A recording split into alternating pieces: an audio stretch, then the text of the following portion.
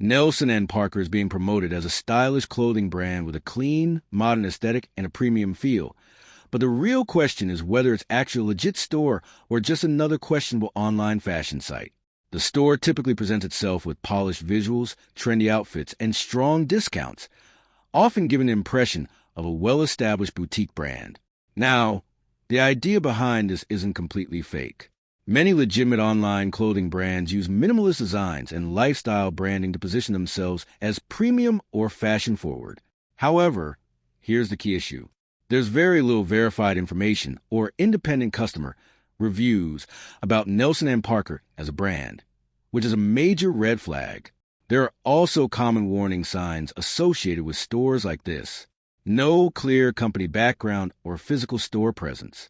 Limited or hidden ownership details, heavy discounts, and closing sale style promotions, generic product images that may appear on multiple websites. These patterns are often linked to low-trust or drop-shipping stores, rather than real fashion brands with consistent quality control. User experiences for similar stores are typically mixed. Some customers receive their items, but others report issues like poor material quality, long shipping times, or difficulty with returns and refunds. Another concern is branding. Names like Nelson & Parker are commonly used to create a sense of heritage or authenticity, even when there's no real brand history behind them.